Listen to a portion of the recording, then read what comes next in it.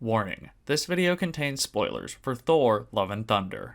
Thor: Love and Thunder introduced us to a number of new power players in the MCU, but the ones that I'm most interested in are Zeus and the Olympians. Ever since the first Thor came out in 2011, the only gods we've really seen in action are the Norse pantheon. Sure, we've seen a bit of action from the Egyptian gods recently as well, but the introduction of the Greek gods confirms that there's a much bigger mythological world out there in the Marvel Cinematic Universe. So join me as I take a trip to Mount Olympus and examine just how the Greek gods will change the MCU. About halfway through the events of Love and Thunder, Team Thor visits Omnipotent City, a gathering place for gods to hang out and get their party on. There they meet Zeus, the Greek god of lightning and the ruler of Omnipotent City, who quickly proves himself to be a massively selfish jerk. He tells Thor that he's content to have all the quote-unquote important gods hang out in Omnipotent City, while Gorr goes on his god-butchering spree, and engages in a battle with the Thunder God and his allies. Sadly for Zeus, the fight doesn't go too well for him, and he ends up speared on his own thunderbolt. This leads to an ominous mid-credit scene, where he vows revenge on Thor and unleashes a secret weapon that we'll get to a little bit later.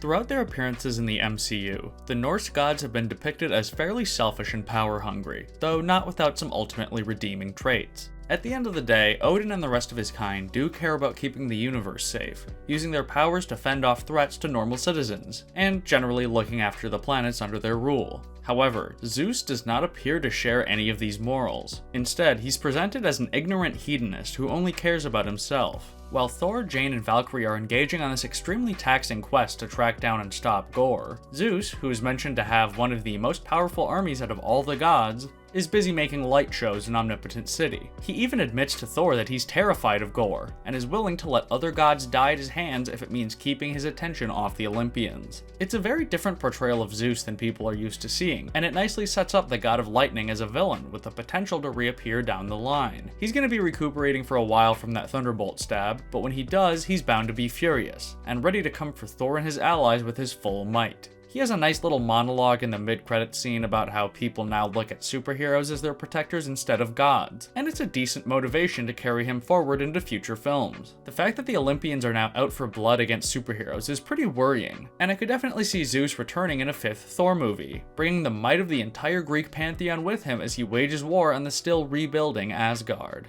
In addition, I could see this little disturbance shaking things up not just for the Greek gods, but for all of the gods. I mean, Zeus, the most powerful god of them all, got stabbed and knocked out of the sky in front of almost everyone who lives in Omnipotent City. That's a major issue, both in terms of their own safety, as well as Zeus's reputation potentially being undermined. And I could see it reverberating through the godly community, to the point where it could even affect characters we know who are tied to gods, like Moon Knight and Black Panther. But a potential future villain isn't the only thing Love and Thunder's mid-credit scene gives us. You've been very patient, so let's talk about Hercules.